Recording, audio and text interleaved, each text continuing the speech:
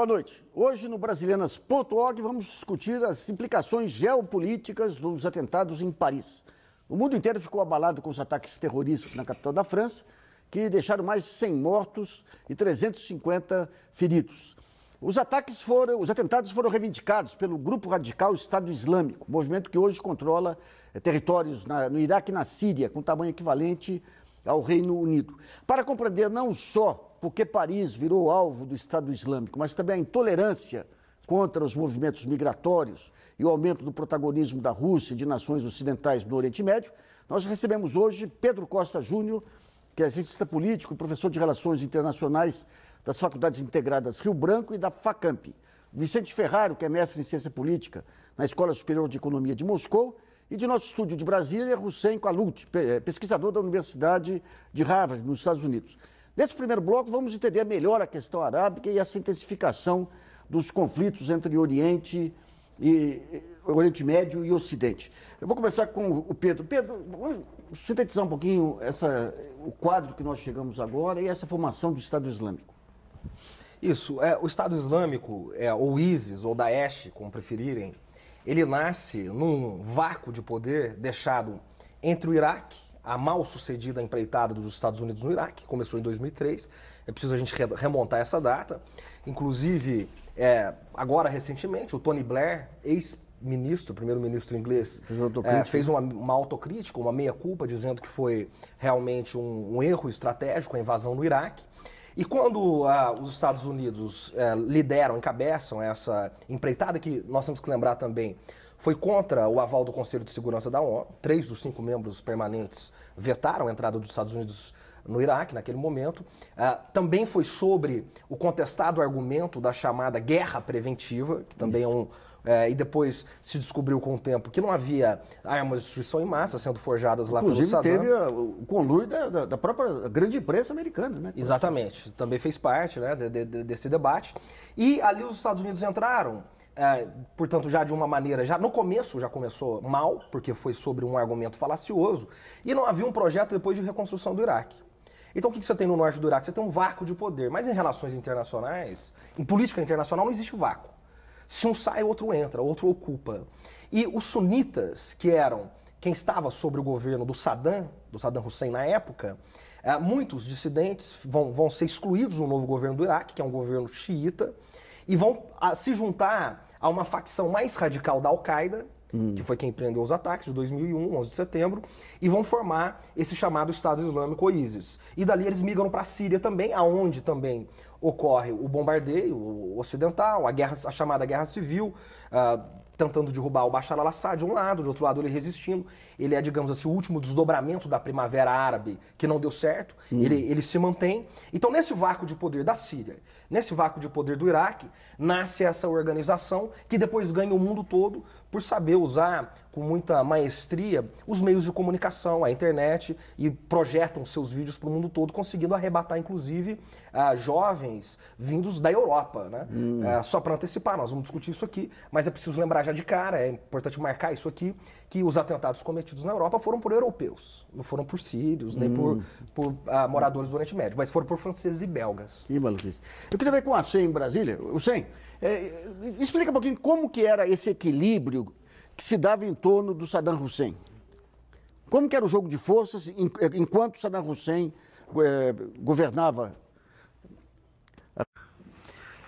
Basicamente, eu vou fazer uma breve recompilação histórica.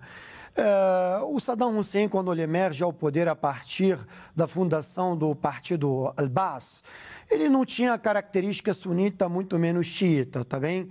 O Saddam Hussein, o seu partido nasce a partir de uma ideia de um panarabismo vinculado a linhas socialistas que assumem um contorno governamental e logo na sequência se instaura um regime autocrático.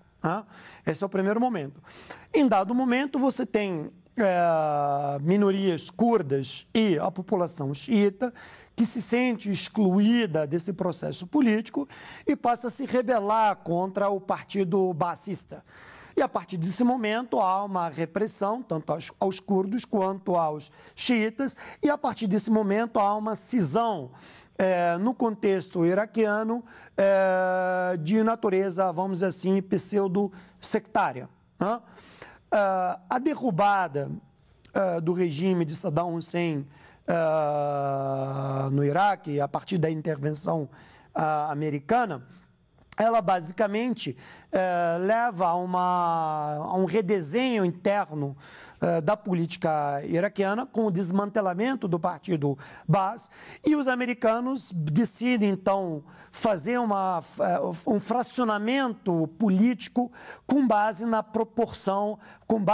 proporcionalidade religiosa dentro do Iraque. Eles decidem, então, que deveria haver um governo parlamentarista, em que o presidente, que é uma figura cerimoniosa, teria de ser curdo, o primeiro-ministro deveria ser xiita, que seria o chefe de governo, e o presidente do parlamento seria sunita.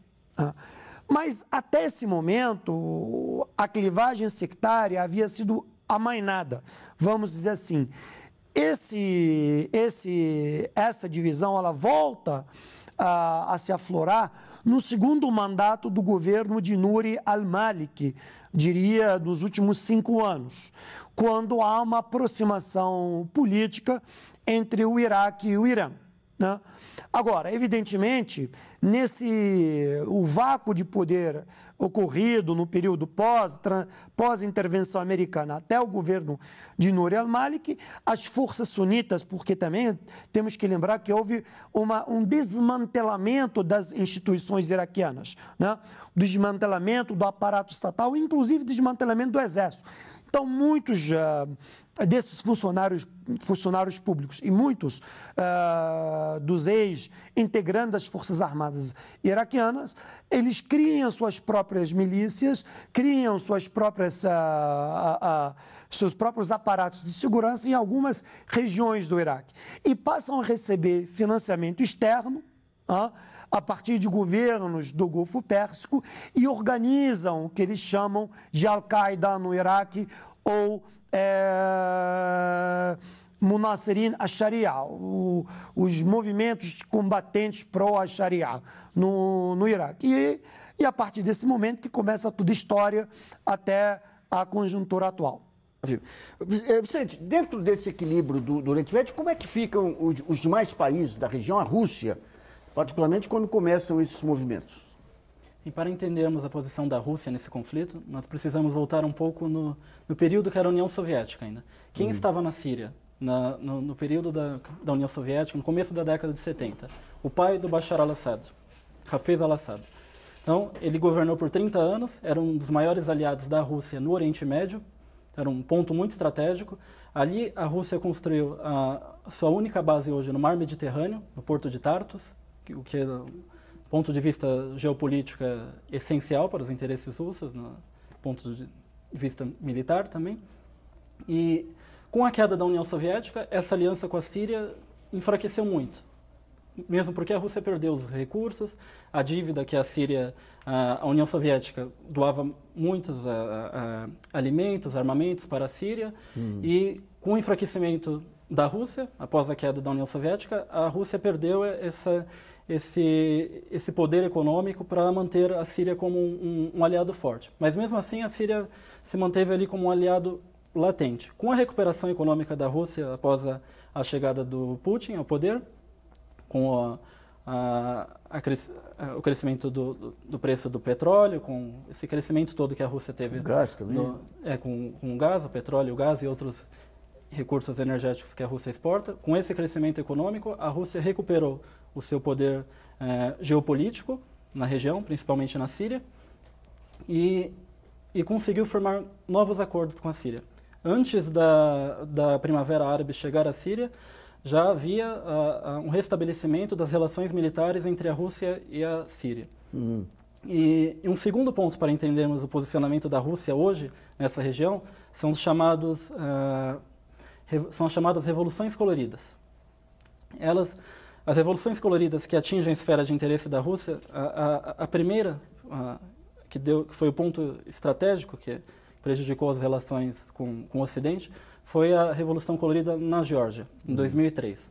Logo em seguida, Ou seja, o que foi a Revolução Colorida na Geórgia?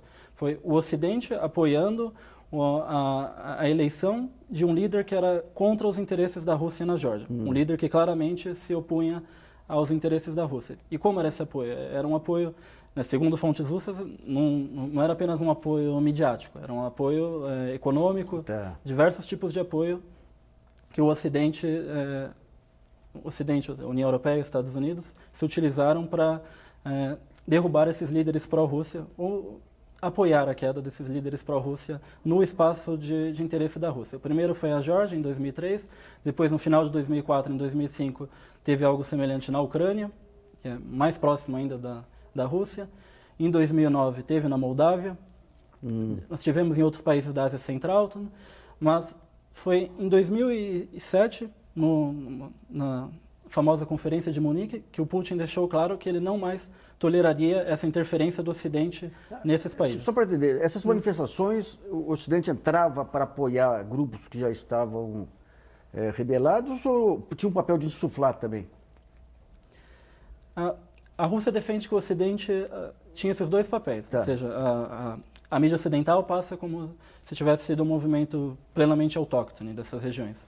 Mas, segundo fontes russas, houve, vulgarmente por debaixo dos panos, teve apoio financeiro ocidental, teve diversos tipos de apoio, não só midiático, dos canais da grande mídia dos Estados Unidos, mas também apoio financeiro. E as redes sociais tiveram peso aí? Em 2003, 2004, acredito que não. Mas hoje, a última Revolução Colorida na Ucrânia, sim, que o Facebook se espalhou em 2003, 2004, ainda não era muito. Isso, é importante, na linha do que o Vicente vem argumentando, entender os últimos movimentos do Putin na região também, né? Quer dizer, em 2013, o Putin, ele intervém, digamos assim, quase que ajudando o Ocidente para não se atrapalhar mais ali. Porque quando começa a guerra civil na Síria, que começou em 2011, esse último desdobramento mal sucedido da Primavera Árabe, e o Bashar al-Assad se mantém no poder, o presidente Obama, diante da pressão da comunidade internacional, diante dos mortos, naquele momento a gente já tinha mais de 100 mil mortos na Síria, e o presidente Obama vem em público e dá a seguinte declaração: nós vamos intervir na Síria apenas se o Bashar al-Assad usar armas de destruição em massa, armas químicas. Ultrapassar o que o presidente Obama chamou de a zona vermelha. Então ele estabeleceu um limite e o Bashar al-Assad, por sua vez, pagou para ver. Ele usou, segundo relatórios das Nações Unidas, armas químicas. E aí o presidente Obama ficou numa situação difícil, porque estava vindo da crise de 2008, estava vindo da mal sucedida guerra dupla no Oriente Médio, as guerras gêmeas do Afeganistão e do Iraque. E o candidato Obama passou a sua campanha inteira criticando a chamada doutrina Bush, de ocupação no Oriente Médio. Então o presidente Obama não poderia, naquele momento, fazer um esforço de mais uma ocupação territorial e num país que tem um exército relativamente forte, como era o exército sírio, diferente de outros países envolvidos na Primavera Árabe. Então o que o Putin faz? Ele vai ao encontro do Assad, convence o Assad naquele momento a deixar as inspeções das Nações Unidas, da ONU, entrarem, desmantelarem os arsenais químicos e entrarem no território sírio. E, ao mesmo tempo, dá o recado para o Ocidente que não é preciso intervir. Então, ali ele consegue um protagonismo, em termos de política do poder, nas relações internacionais, e volta a resgatar um pouco do prestígio russo no grande tabuleiro geopolítico das relações internacionais. Então, é a primeira grande vitória dele, ainda em 2013. Até nesse ano, a revista Forbes coloca ele na capa como o homem mais poderoso do mundo. Há 3 anos, ele é o homem mais poderoso do mundo, segundo essa revista, mais influente do mundo. E coloca o presidente Obama em segundo lugar. Agora já caiu para terceiro, o presidente Obama. Ficou atrás também da Angela Merkel. Isso em 2013. 2014, ele anexa a Crimeia, na linha do que o Vicente vem dizendo, anexa a Crimeia. O Ocidente também não faz nenhum tipo de oposição séria a isso, o máximo são sanções econômicas. Quer dizer, ele vai agindo segundo os seus interesses. E agora, em 2015, também ele começa os bombardeios na Síria, sem antes consultar o Conselho de Segurança. Então, a escalada de projeção do poder da Rússia sobre a liderança do Putin, a partir dos anos 2000, é expressiva e, particularmente, nos últimos 3 anos, é notável. Algo que já se esboça desde a Guerra da Geórgia. Tá, filho. Eu volto com o Hussein lá em Brasília. Hussein, a gente vê, no caso lá das lideranças ocidentais, elas enfraquecidas dentro dos seus próprios países, aí até pelas contingências aí dessas intervenções, né? Tanto Obama na Europa e do outro lado o fortalecimento do Putin.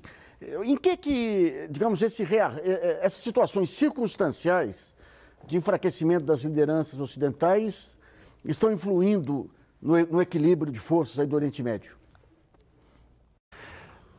Luiz, eu não acho que há um enfraquecimento das lideranças ocidentais a partir dos conflitos do Oriente Médio. Eu acho que, por exemplo, o enfraquecimento do François Hollande na França emana da própria impopularidade do presidente, entendeu? O enfraquecimento do Obama internamente, francamente, eu não concordo que Obama seja um presidente fraco no contexto da política norte-americana, se compararmos ele a outros governantes em períodos anteriores. Eu acho que temos que separar os potes, né? A importância de cada governante dentro da questão doméstica e a sua importância dentro do mapa macropolítico do Oriente Médio. Eu queria realçar dois pontos importantes. Quando a Rússia decidiu intervir, atuar na Síria, ela não precisava de um mandato do Conselho de Segurança, até porque os Estados Unidos e a França e a coalizão ocidental que foi estruturada a partir da Turquia, ela tampouco consultou o Conselho de Segurança para bombardear a Síria, né? Então, desde 2011, a partir do duplo veto russo e chinês, a equação síria estava resolvida em que nenhum dos grandes atores iria recorrer ao Conselho de Segurança para decidir a dinâmica do jogo da Síria. E tampouco, se a gente olhar as negociações de Viena agora, recentemente, a participação, a importância do Conselho de Segurança, ela é absolutamente tangencial no processo político da resolução do conflito sírio. Agora, o segundo ponto que eu queria dizer, eu acho que é importante a gente prestar atenção, e pouca gente observa isso, eu acho que há uma correlação e há uma sintonia fina, embora não pareça ser algo orquestrado ou acordado, entre a Rússia e os Estados Unidos. Há uma divisão de papéis em que isso parece ganhar corpo de forma natural a partir do diálogo entre Lavrov, que é o chanceler russo, e o John Kerry, que é o secretário de Estado norte-americano. E por que eu gosto de realçar isso? Se a gente olhar, por exemplo, quando o governo Obama traçou as linhas vermelhas para caso o governo sírio ou houvesse uso de armas de destruição em massa na Síria, se a gente olhar o processo negociador, a Rússia acabou sendo o fator decisivo na forma como esse problema acabou se solucionando. Os russos conseguiram convencer o governo Assad de renunciar às armas químicas e ofereceram isso para os americanos de bandeja. Consequentemente, se você analisar da perspectiva da retórica americana, ao final, o que era interessante? Intervir na Síria e não conseguir arrancar as armas químicas do governo sírio, intervir na Síria e alastrar o conflito para todo o Oriente Médio, inclusive atingindo o Estado de Israel, ou era muito mais, do ponto de vista político, extrair as armas químicas sem haver uma intervenção militar? Então, na minha percepção, acho que Obama, o governo americano saiu ganhando com a entrega das armas químicas por parte do governo sírio, e isso graças a uma intervenção russa que convenceu o governo sírio a ter de entregar as armas. Aí nós vamos para o segundo ponto importante nessa equação. Os americanos, já que haviam decidido não intervir na Síria e não botar soldados no chão, a intervenção russa, ela basicamente ataca o cerne do problema, que é o alastramento do Estado Islâmico no território. E ela repassa aos americanos, né, o papel diplomático de conduzir as negociações de Viena. Basicamente, o que eu estou dizendo é que os russos tiram os americanos da inércia diplomática e dão a eles o protagonismo do processo negociador, sem que a Rússia perca o controle sobre o processo decisório político do que vai acontecer na Síria nesse período de transição. Bom, nós vamos para o primeiro intervalo e Brasilianas.org volta já.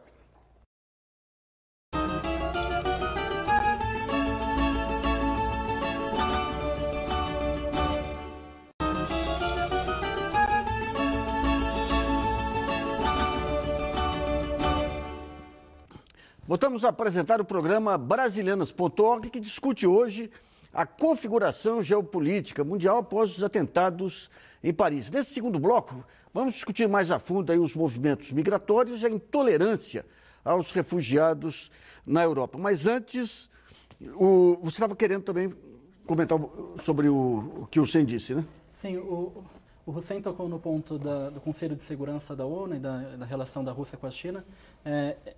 Esse é um dos fatores mais importantes nesse jogo, a meu ver. Nos últimos anos, nós podemos observar que houve uma forte aproximação entre a Rússia e a China. Se nós pegarmos os 8 últimos vetos, desde 2006 a 2014, da Rússia no Conselho de Segurança das Nações Unidas, seja contra intervenções do Ocidente, contra intervenções dos Estados Unidos e da União Europeia na Líbia, na Síria, desses 8 vetos impostos pela Rússia, 6 deles a China votou junto.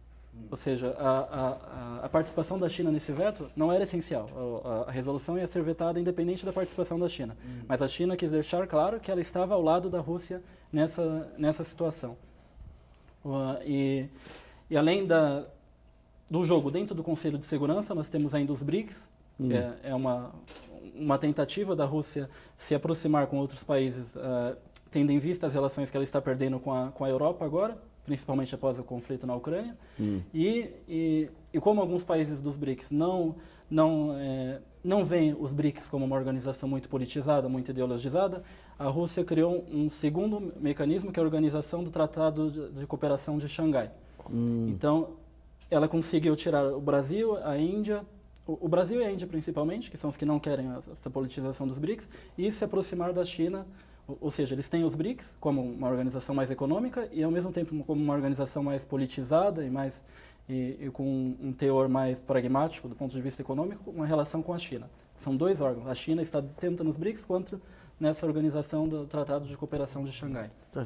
Bom, a gente tem no meio aí de todo esse pepino aí questões humanitárias da migração.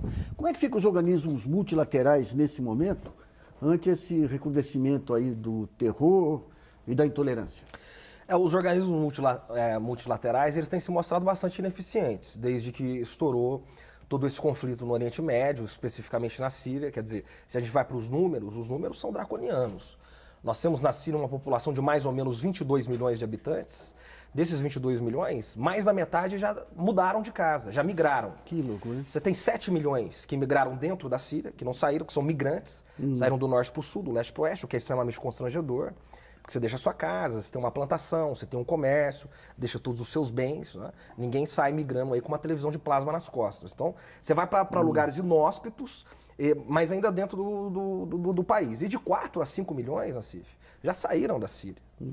E o que não se fala muito, se focaliza muito na crise migratória europeia, mas 90% desses sírios não vão para a Europa. É só o dízimo, só 10% estão indo para a Europa. 90% estão na onde? Estão nos países vizinhos. Então só a Turquia tem mais de 2 milhões de sírios. Quase metade desses sírios que saíram da Síria estão na Turquia. Você tem um país como o Líbano, que é um país relativamente pequeno, com uma economia relativamente pequena, que tem mais de 1.200.000 sírios. Você tem a Jordânia, outro país pequeno, que tem mais de 700.000 sírios. E nós estamos falando que a Europa inteira recebeu, de todos os países, nesse ano, pouco mais de 500 mil, a Europa inteira. Eu estou falando só o Líbano tem 700 mil.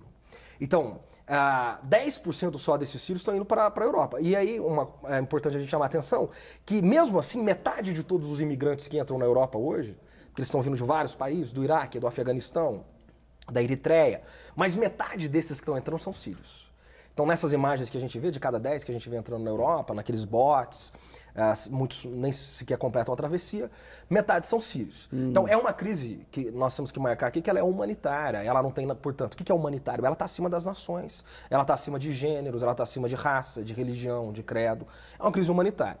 Então, e ela tende a se agravar agora, porque a primeira resposta da França foi o quê? Do presidente Hollande. Vamos fechar as fronteiras. Então essa gente, ela está saindo de lá porque elas também estão escapando do terrorismo. Também. São vítimas do crescimento do Estado Islâmico, inclusive. Então agora eles não vão ter mais essa porta de entrada. E essa deve ser uma reação em escala agora na Europa. Não é só o senhor Hollande que vai fechar fronteiras. Isso também a chanceler Merkel, tá certo? Angela Merkel, que prometeu receber 800 mil imigrantes só esse ano. O que é um número extremamente expressivo, é 1% da população alemã, em um ano de crescimento de imigrantes. Então, a Alemanha também deve ir nessa direção, de pelo menos regulamentar mais as fronteiras. Então, é uma situação que vai agora se tornando cada vez mais difícil, sobretudo da perspectiva dos moradores do Oriente Médio, especificamente da Síria. Eu queria ver com o Hussein, que a gente tem de um lado aí, digamos, esse processo de globalização e processos migratórios com um enfraquecimento dos governos nacionais no Oriente Médio, as fronteiras sendo, grupos sendo formados aí nos diversos países. Como é que fica essa questão da paz do Oriente Médio e essa questão do terror urbano, Hussein? Luiz, evidentemente que no Oriente Médio as motivações oriundas a partir de conflitos armados, elas acabam desembocando em deslocamentos, né? Ou imigrações internas ou imigrações para além das fronteiras médio-orientais, como nós temos visto agora com a crise síria de migrações para a Europa. Agora também existem outras migrações de outra natureza, que é migrações de natureza, vamos dizer assim, econômica, migrações de natureza sectária, migrações de natureza de exclusão social. Então, enfim, você tem um arcabouço que acaba impondo àquelas sociedades certas mazelas que elas acabam tendo que se deslocar ou dentro da região ou fora da região. Evidentemente, os motivos catalisadores podem variar. No caso sírio, evidentemente, é uma guerra civil que se vê instaurada. Mas, por exemplo, no Líbano, parte das migrações que a gente observa tem a ver com uma natureza econômica em que as pessoas migram ou para a América Latina ou para a Europa, ou até mesmo dentro do Golfo Pérsico, para alguns países em busca de oportunidades econômicas melhores. Em outros países, como no Iraque, a motivação da imigração, ela é decorrente de um motivo de uma clivagem sectária. Então, depende da natureza de cada espaço geográfico. Agora, de forma geral, isso tem a ver com o enfraquecimento das instituições, com a fragilidade da composição governamental, com a ausência de um Estado democrático de direito que é capaz de aglutinar todas as pontas que integram as sociedades de cada país e também de tentar matizar os problemas individuais de cada grupo étnico, cada grupo religioso, né? Agora, se a gente olhar a natureza dessa imigração especificamente para a Europa, e você abordou a questão das fronteiras na França e na Alemanha, creio que uma migração forçada em função da própria guerra civil.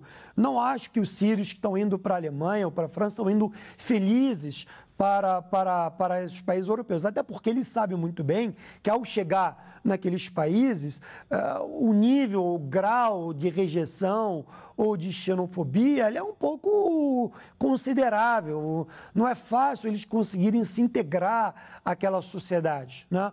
Diferentemente da América Latina, ou no caso brasileiro, em que a gente vai receber cerca de 7 mil refugiados sírios, o processo de integração ele é muito mais fácil, ele é muito mais inclusivo, em justaposição com o processo europeu. De forma geral, é um processo muito complexo e é muito difícil tentar aglutinar todos esses elementos numa mesma equação. É importante você tentar estratificar e olhar caso por caso. Vicente, a gente está vendo, a gente comentava até antes de começar o programa aqui, que parte, ou durante também, que parte aí dos terroristas eram cidadãos franceses e tudo. De que maneira que a religião ela passa a ter um papel relevante aí nessa irracionalidade que toma conta aí desses atentados? A religião, ela se torna, na questão dos ataques terroristas, eu vejo que ela tem o mesmo papel que uma ideologia. Então as pessoas, alguns grupos como os wahhabitas, os salafitas, ou seja, correntes mais extremistas, utilizam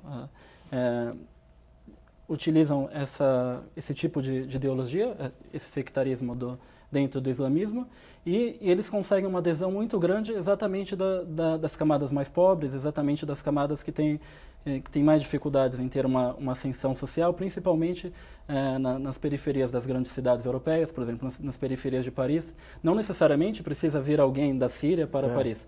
Na periferia de Paris nós temos muitos imigrantes que estão... A internet e as redes sociais, de certo modo, ajudaram a propagar essas chamadas doenças sociais. Sim, porque com a internet o Estado Islâmico consegue ter acesso a essa periferia que não tem acesso, que não tem uma mobilidade social muito grande dentro da Europa. Então o Estado Islâmico usa esses meios de comunicação modernos para atingir essas periferias das grandes cidades.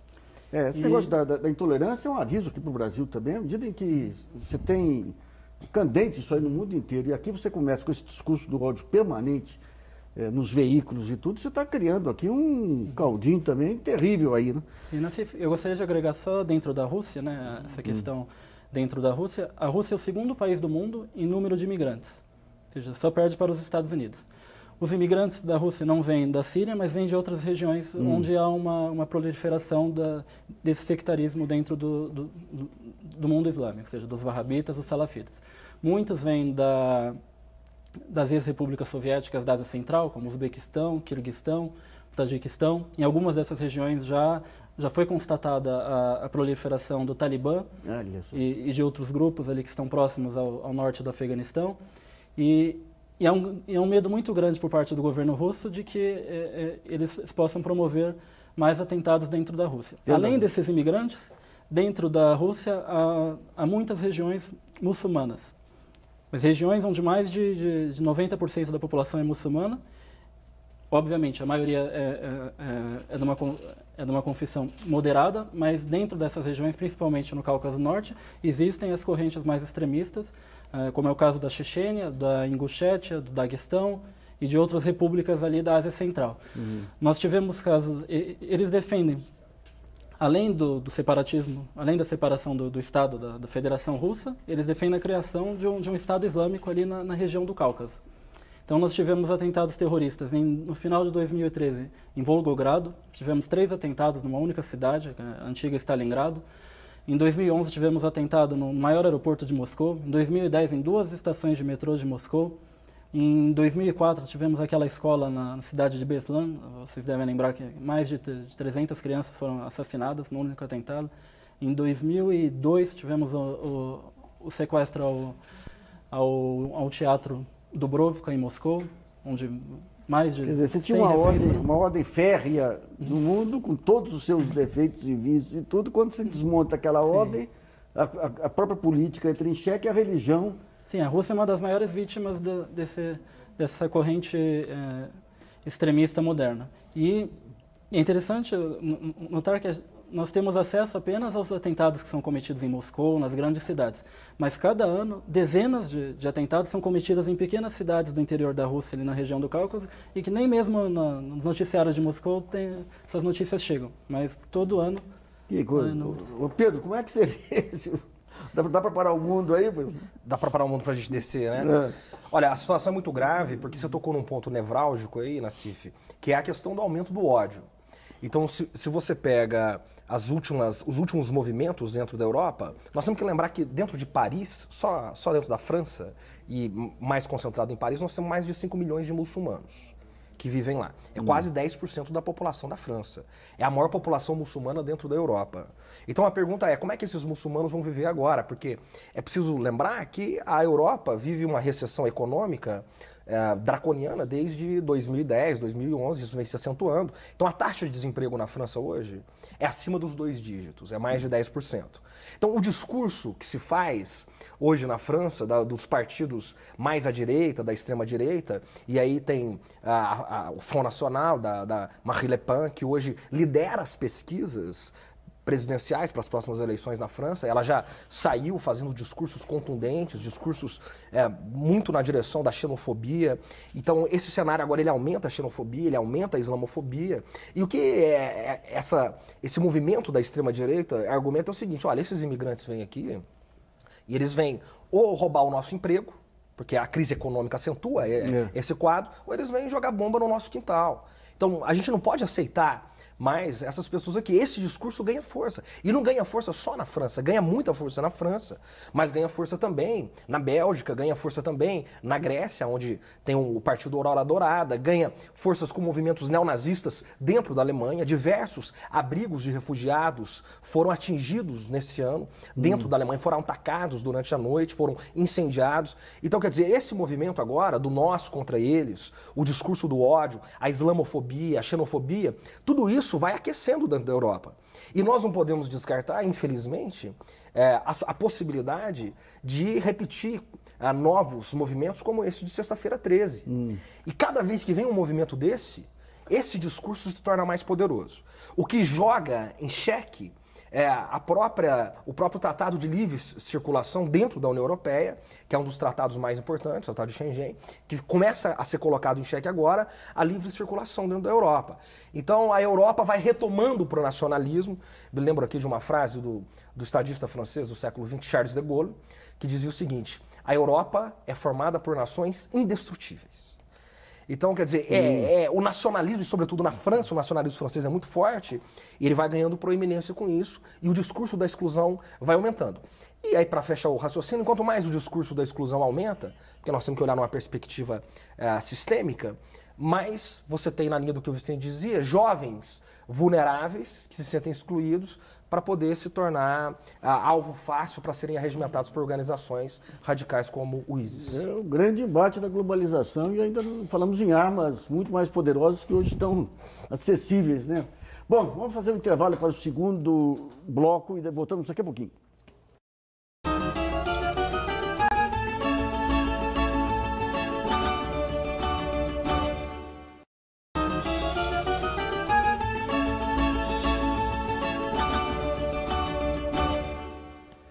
Voltamos a apresentar o Brasilianas.org, que discute hoje a configuração geopolítica após os atentados em Paris. Nesse terceiro bloco, vamos voltar ao tema aí do aumento do protagonismo da Rússia no Oriente Médio.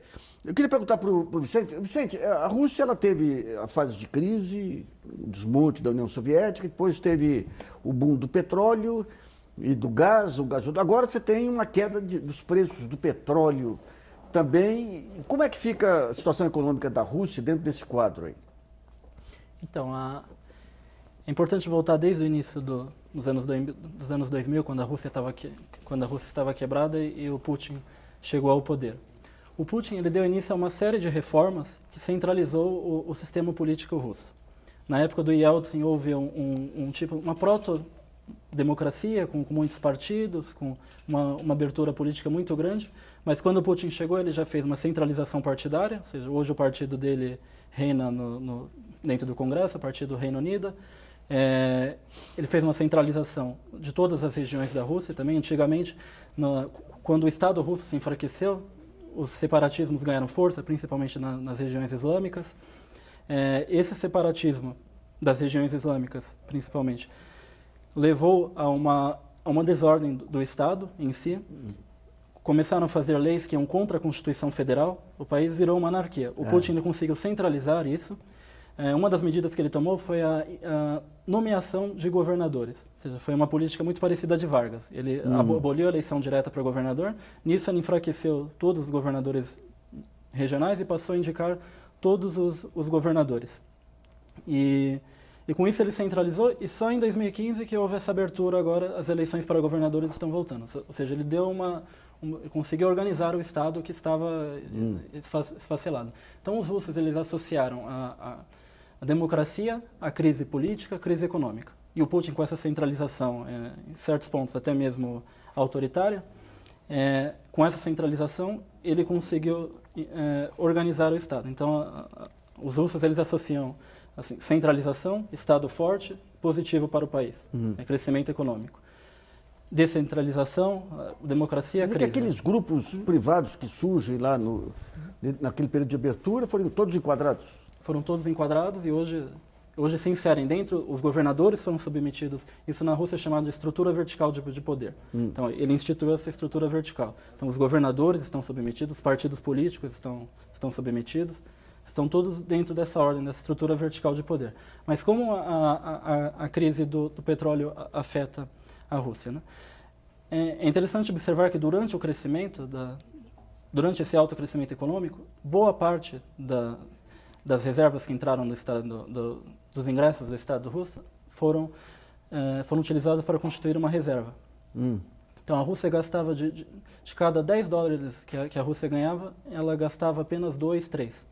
Então até hoje a Rússia tem uma reserva muito grande. E com essa reserva... Mas ela conseguiu definir uma vocação econômica, porque ela criou uma competência extraordinária na parte de defesa, na parte de satélites, perdeu o bonde na parte da informática, da microeletrônica, no mercado de consumo ela não conseguiu avançar. Depois disso ela conseguiu sair da dependência desses setores não voltados para o mercado, não? Não. Não, né? Não, e a Rússia ela só sobrevive hoje graças à reserva que ela constituiu durante esses anos todos.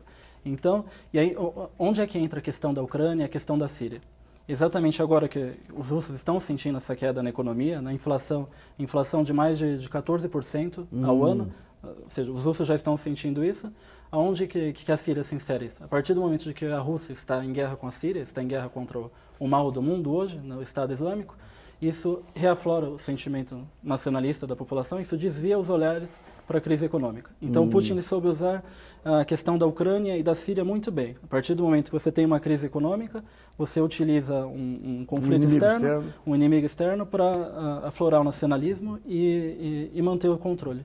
E um segundo ponto é que a meu ver, diferencia a sociedade russa da sociedade estadunidense, por exemplo, é que a sociedade estadunidense ela é mais voltada às questões internas. Ou seja, as questões internas não são de muito interesse da sociedade.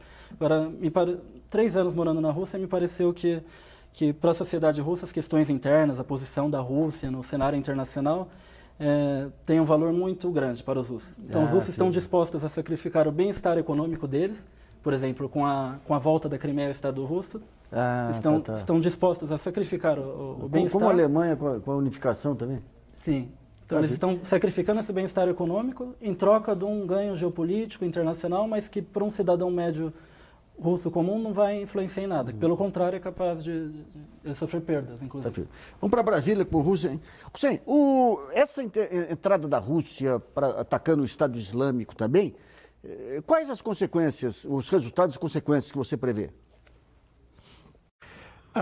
Nassif, uma pergunta realmente muito importante. Eu estava até ansioso para você me fazer essa pergunta. Eu acho o seguinte, a entrada da Rússia na conjuntura síria, efetivamente, militarmente, ela muda todo o jogo, ela muda toda a equação, né? E ela também muda toda a correlação de forças entre os atores envolvidos na conjuntura síria. O que a Rússia transmite um sinal muito claro de que ela vai decidir o curso dos resultados militares, como ela também quer decidir o curso das negociações diplomáticas, como ela quer decidir o futuro da transição.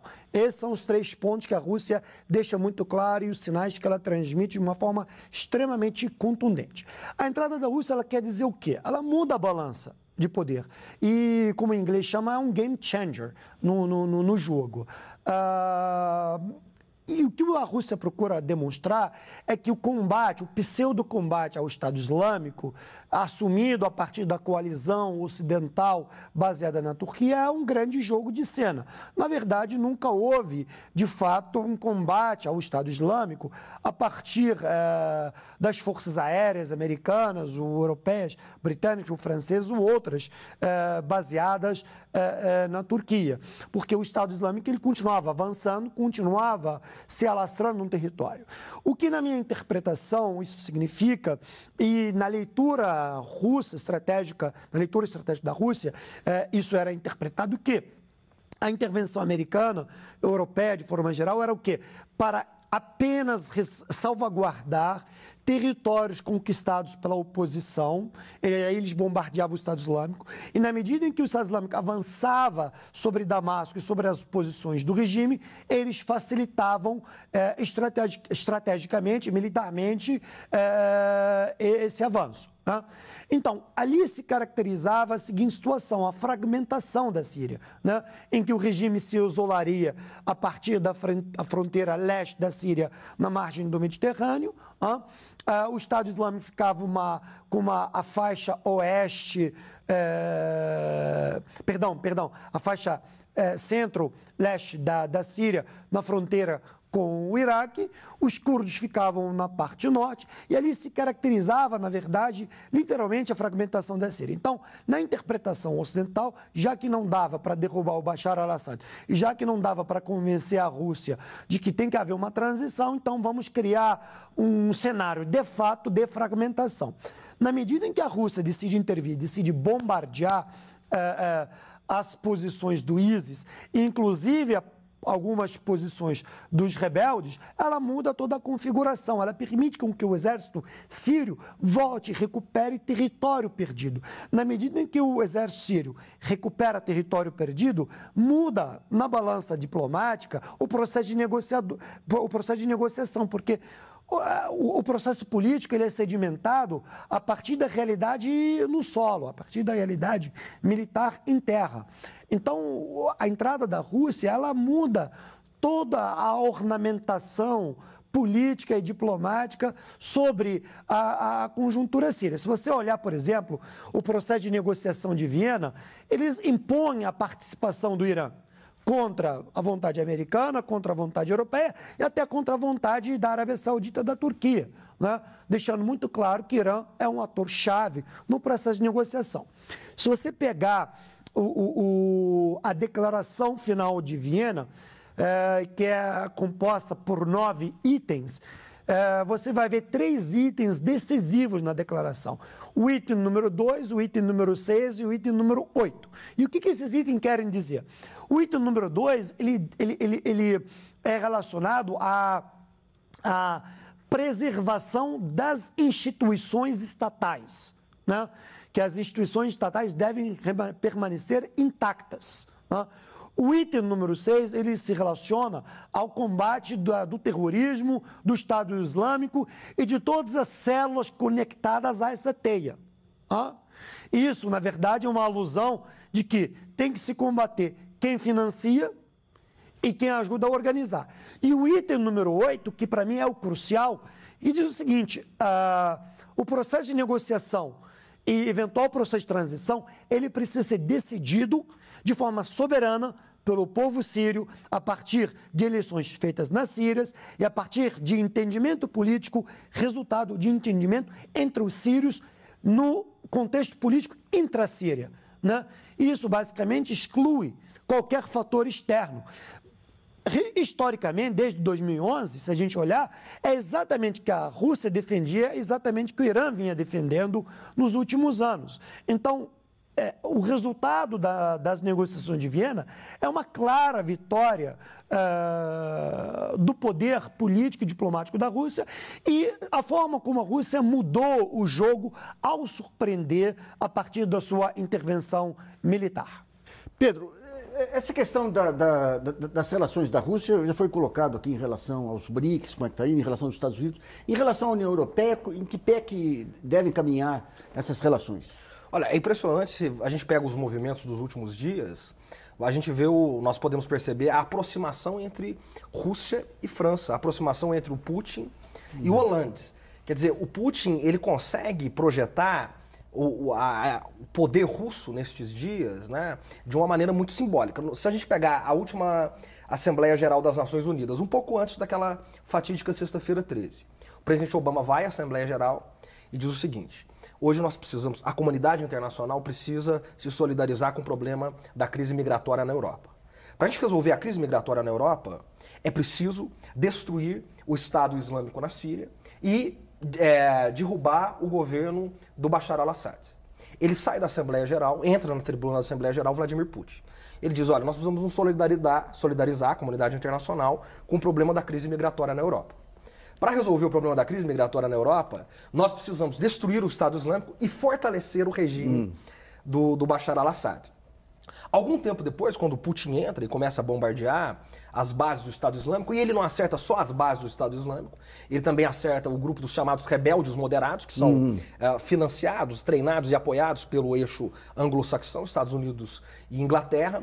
E o discurso ali, de um determinado momento, começa a mudar o discurso da Casa Branca também. Então eles falam, primeiro, é preciso, não tem negociação se não cair o Assad. Agora eles já falam de uma transição moderada, de uma transição mais para o médio prazo. O próprio Kissinger, para a gente pegar uma figura aí bastante simbólica, deu uma entrevista recentemente dizendo o seguinte, bom, deixa o Putin entrar lá e ajudar a gente a destruir o Estado Islâmico, depois a gente vê o que faz com o Assad. Então, nessa linha de que o Putin consegue projetar os interesses dele na comunidade internacional de uma maneira muito forte. Quer dizer, o Putin, ele tem uma frase, quando ele assume a Rússia, ele diz, já como presidente russo, ele diz o seguinte, olha, a maior tragédia do século XX foi a dissolução da União Soviética. Nós estamos falando de um século que teve 2 guerras mundiais e o Holocausto. Então, ele, só para fechar, nós estamos falando de um ex-chefe da KGB, que assume o poder em 2000, é reeleito em 2004, fica até 2008. Em 2008 ele faz o sucessor, o Dmitry Medvedev. E ele não sai para tirar férias, ele se torna o primeiro-ministro. Em 2012, quando seria a reeleição do Medvedev, ele volta. Vence em 2012 e estende o mandato presidencial de 4 para 6 anos. Claro, com direito a mais uma reeleição. Então ele está garantido, virtualmente, na frente russa, até 2024. Então ele vai ganhando espaço nesse momento, só para fechar o raciocínio, porque a política externa do governo Obama, chamada doutrina Obama, que é matizada já pelos cientistas políticos americanos, ela consiste em 2 pilares. O que é a doutrina Obama? Primeiro, é recorrer aos expedientes antigos e, segundo, os recursos futurísticos. O que são expedientes antigos? Nós vamos aumentar os nossos aliados e vamos apoiar os chamados mercenários nas guerras que nós não queremos fazer ocupação territorial. Então o presidente Obama, ele hesita muito, até porque o candidato Obama foi muito crítico das ocupações americanas. Então ele não quer soldado americano colocando a bota em território inimigo. Então o que ele faz? Ele coloca ou aliados ou financia os chamados mercenários, o que é extremamente perigoso. Né? Se a gente lembrar do Maquiavel, Maquiavel já dizia, não confie nos mercenários, porque quem tem mais moeda, eles correm. E, em segundo lugar, o que são os recursos futurísticos? São os drones. Porque é evitar as baixas americanas. Porque se eles perdem o drone, nem sequer o piloto eles estão perdendo. Então, nesta saída americana, a Rússia vem ocupando esse vácuo. Quer dizer, o que está acontecendo hoje? Então é o seguinte, você tinha um mundo bipolarizado, quando acaba a União Soviética, acaba a bipolarização, você acha que tem um mundo mais pacífico, e agora é uma nova polarização que está levando a um relativo equilíbrio lá no Oriente Médio, ô Vicente? Sim, hoje se debate muito o ressurgimento da Guerra Fria. Né? Nós temos um fronte na Ucrânia, isso na prática é um fronte, a Rússia está de um lado, o Ocidente está participando de outro, indiretamente, fornecendo armas, ajuda financeira, e a Rússia mais diretamente, inclusive com tropas militares. Surgiu esse segundo fronte dentro da Síria, por isso que a gente não pode deixar de analisar o conflito sírio sem olhar para o conflito ucraniano, ou seja, a Síria entra nesse jogo como um segundo fronte, porque os Estados Unidos estavam auxiliando um lado e a Rússia com Bashar al-Assad. Dentro desse jogo tinha algo em comum, os Estados Unidos também combatiam o Estado Islâmico, mas ao mesmo tempo ajudavam no combate contra o Assad. Então nós temos esses 2 frontes. E aí que, como o Pedro mencionou, os atentados de Paris entram como um divisor de águas. Os atentados de Paris podem colocar um fim nessa Guerra Fria que está surgindo. Porque a França já confirmou que vai coordenar os ataques com a Rússia, as forças navais da França vão coordenar ataques junto com as forças aéreas da Rússia. O Bashar al-Assad já esteve em Moscou há um mês mais ou menos. Há muitos anos ele não saía de dentro da Síria, ele foi a Moscou, ou seja, e a Rússia inclusive está negociando uma futura saída dele. Mas a questão que se discute hoje é se ele vai sair em 2 anos ou em 6 meses. Então, bom, o programa Brasilianas.org sobre a configuração política do mundo pós-atentados em Paris termina por aqui. Eu agradeço a participação do Pedro Costa Júnior, que é professor de Relações Internacionais das Faculdades Integradas Rio Branco e da FECamp, do Vicente Ferraro, que é mestre em Ciência Política pela Escola Superior de Economia de Moscou, e do Hussein Khalud, que é pesquisador da Universidade de Harvard, dos Estados Unidos, e também de você de casa que nos acompanhou em mais essa edição. E lembre, você pode continuar enviando trabalhos, sugestões e vídeos aí para o portal brasilianas.org. Esse espaço aqui também é seu. E voltamos na próxima segunda-feira. Até lá.